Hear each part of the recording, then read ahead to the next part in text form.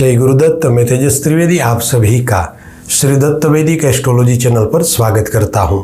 साथियों, जैसे जन्म कुंडली के आधार पर ग्रहों और राशियों का गणित करके किसी भी जातक या जातिका का भूत, भविष्य और वर्तमान काल बहुत ही सटीक तरीके से जान सकते हैं, वैसे ही किसी भी जातक या जातिका के जन्म नक्षत्र के आधार पर उस व्यक्ति विशेष का भूत, भविष्य और वर्तमान काल बहुत ही सटीक तरीके से जान सकते हैं।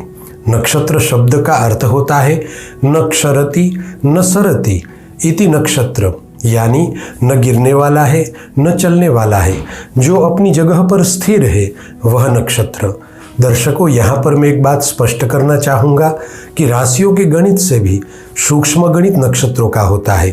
वैदिक समय में केवल नक्षत्रों का ही सूक्ष्म गणित करके भविष्य कथन कहा जाता था, किंतु जैसे जैसे समय बीतता गया वैसे वैसे ज्योतिष शास्त्र में नए नए संशोधन हुए और आगे जाकर राशि चक्र के आधार पर भविष्य कथन होना प्रारंभ हुआ।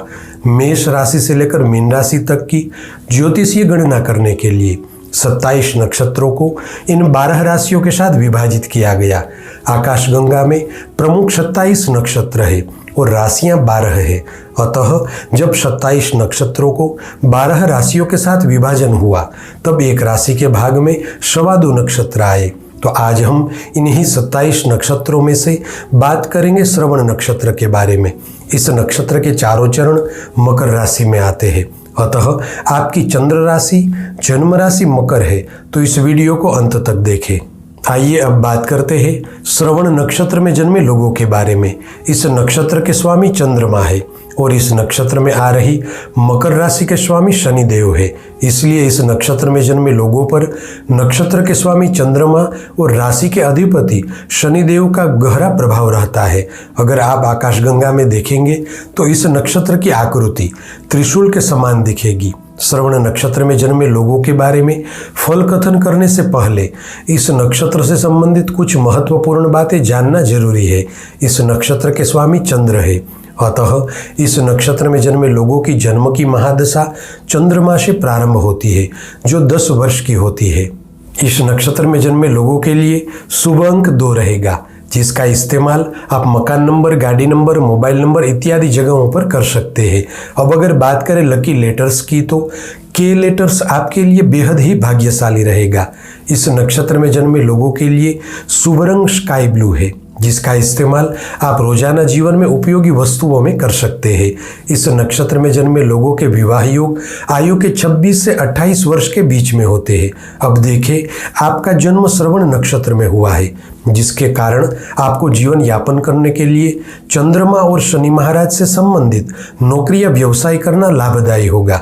आपके लिए शिक्षा विभाग, पानी से जुड़ा व्यवसाय, नेवी विभाग, इंपोर्ट एक्सपोर्ट का कार्य, वकालत का कार्य, पेय पदार्थों का कार्य, धर्म और ज्ञान से जुड़ा कार्य, कला एवं संस्कृति से जुड़ा कार्य, राजकीय क्षेत्र, सरकारी नौकरी इत्यादि कार्य क्षेत्र आपके लिए बेहद ही लाभमंद रहेंगे। आइए अब बात करते हैं श्रवण नक्षत्र में जन्मे लोगों के बारे में। इस नक्षत्र को ज्योतिष विज्ञान में बेहद महत्वपूर्ण माना गया है। श्रवण शब्द का शाब्दिक अर्थ होता है सुनना। यह नक्षत्र भगवान विष्णु द्वारा शासित है और इसका स्वामी चंद्रमा है। अतः इस नक्षत्र में जन्मे लोग रचनात्मक होने के साथ ही बुद्धि और ज्ञान से परिपूर्ण होते हैं। ये लोग परिश्रमी और कर्मठ होते हैं और इस कारण अपने कार्य क्षेत्र में सफल होते हैं। श्रवण नक्षत्र में जन्मे लोग दूसरों की परेशानी नहीं देख सकते और उनकी मदद के लिए तत्पर रहते हैं। किसी भी परिस्थिति में इनका जीवन स्थिर होता है।